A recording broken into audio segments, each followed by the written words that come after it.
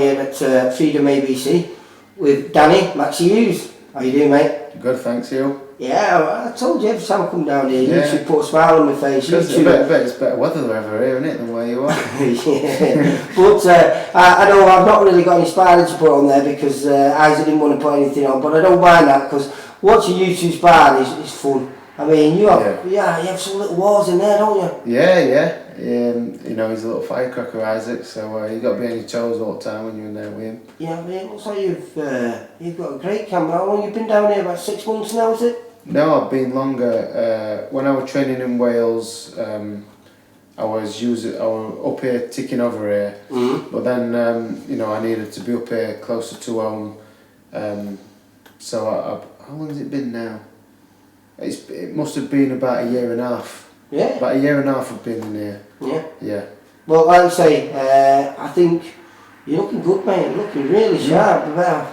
I didn't see too much of you except for the ward fights, you know. Yeah. But you don't look like the same fighter, mate. Yeah, just constantly improving, you know, due to staying in gym, regular sparring and high class of sparring. As you know, a lot of sparring with Terry Flanagan, Josh Warrington, Isaac, just sparring regular and working on things in gym. It's just really improved me. Well, obviously, I mean, that must have gave you a lot of confidence with Steve, well, not only taking you on, but that was after advice from Steve Mail of the sparring you've been doing with Terry Flanagan. Yeah, definitely, yeah. It's been, so far, you know, it's been a great move, signing with Steve Wood. You know, as soon as I signed, he says, right, I've got some sparring lined up with Terry Flanagan. I thought, great, you know, threw me straight in at deep end, and I've only benefited from it. Well, did you get him ready for both his world title challenge and his first defence for both Southpaws? I've only done the one count with him. When he first won world title, you know, I was under different management then. Right, so you got ready for the Magdaleno fight. Yeah, so as soon as I'd signed with Steve, and you know, Terry had this fight lined up with Magdaleno. What performance? Yeah, so I was glad. All down to you, isn't it, mate? Yeah, of course it was. All down to me. Yeah, I was just happy to be assistants to him. Yeah.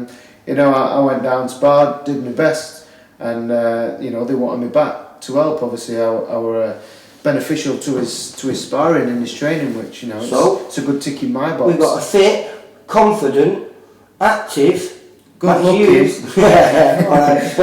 Active Maxi Hughes back on the scene, and you're going over to Belfast 6th of February. Yeah, that's right, yeah. And your opponent is James Fryer, is it? Jimmy Fryers, yeah. Do you know much about him? Not too much. I mean, I never do too much research on my opponent anyway. I'll have a quick look on BoxRec, see if there's any footage. There's not much footage of him I've seen, but looking at his record and who he's fought, I can sort of judge it. But I like to get in there on fight night, and then I like to think I can adapt, and I concentrate on what I do and make it work for me, and you know, go as along and just keep winning. Well, he's a good kid. I mean, he had quite a fantastic amateur record over in Ireland. I think he won some like 7 national titles. That's good going. But this is a big step up for him. And not only that, this is not amateur game anymore. You know, you can be a great amateur. Some people can bring it through to pros with him. Some fighters can't do that. Whether that's his case, I don't know. But I think I'm turning out to be a good seasoned pro. It's your time, is it now, mate? Yeah, I think it is. I've been a pro 5 years now. I've had some good fights, some good learning fights, some good experience sparring. So this year is my year now. He's younger than you. He's actually been a pro almost as long as you. But I think for the first 2 years, he didn't. I think he only had 2 fights in the first 2 years. And then he's got with Mark Dunlop, and he's managed to get him regular fights, and I think he's been really pretty active over the last 18 months. He's had these 9 fights, I think, and obviously 9 wins. Yeah,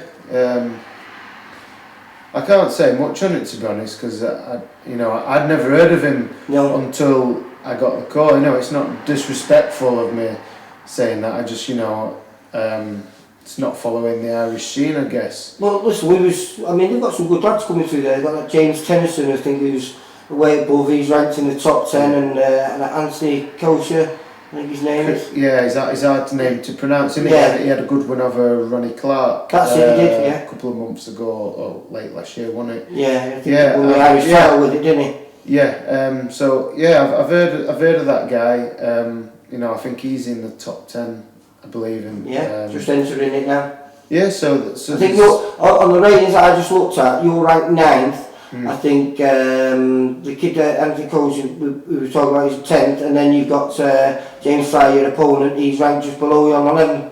Oh yeah. So similar then, isn't it? But I'd say this is going to be an eliminator for the eliminator for British. Yeah, it's going to get me a step closer to British. Which reading today, it looks like Liam Walsh is finally relinquishing them belts. Vacating them. The Commonwealth and British then.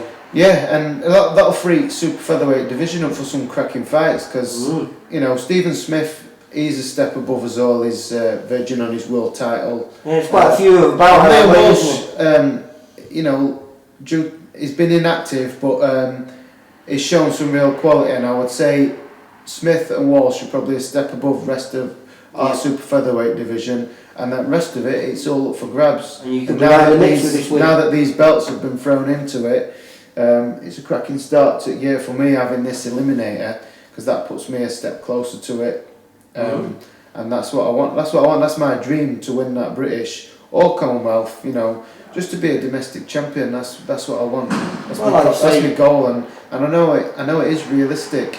Well, you must feel so close to it now. You won a lot of fans over last time when you were fighting on Sky. You know, I know James Elgar, one of your fans, isn't he? Yeah. James, so nice guy. They're all happy that you're back, and I think a few people will be surprised on the new Maxi Hughes who's out there. Yeah, I'd like you know, go to Belfast, get the win, do what I need to do, and then come back and hopefully get on some TV shows. You know, get back in public eye. You forget about me then. No, I'll not forget the grassroots.